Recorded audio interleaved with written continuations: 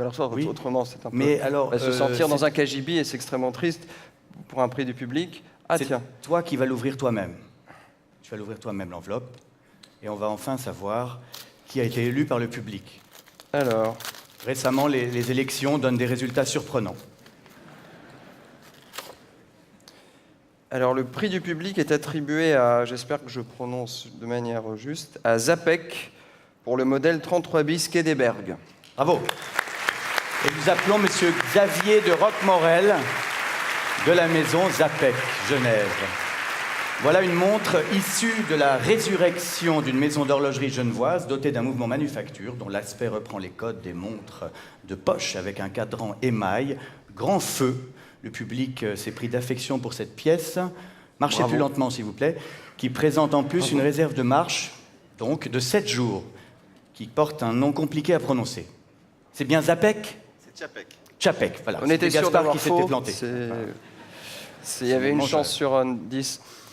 Alors, ben c'est à vous, oui, pardon, ça, je vais faire le discours de presse. Non, Laissez un peu la vedette à monsieur aussi. Lorsqu'on s'est retrouvé avec Sébastien et Harry, un soir d'octobre 2013, on n'aurait jamais imaginé se retrouver ici.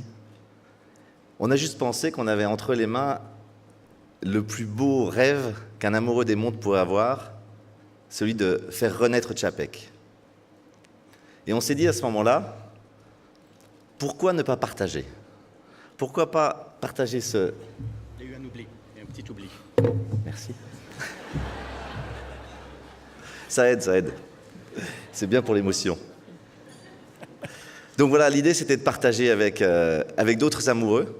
Et c'est ce qu'on a fait en lançant cette campagne de financement participatif. Et puis de 3 associés, on était 20, et puis 90, et puis maintenant on est plus d'une centaine. C'était la première étape. La deuxième étape, c'était d'essayer de comprendre qui était Tchapek à partir de ses œuvres et de créer une montre qui était à l'image et de son style et de sa personnalité. Une montre dont il pourrait être fier.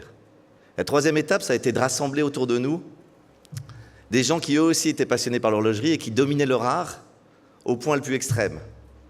Alors ça a été Jean-François, ça a été Antoine, Aurélien, Fabien, Claude-Éric, avec qui on a inventé cette fameuse phrase secrète qu'on peut deviner sous un rayon de lumière dans le cadran en émail. Ils avaient tous en commun un élément qui était l'étincelle dans les yeux.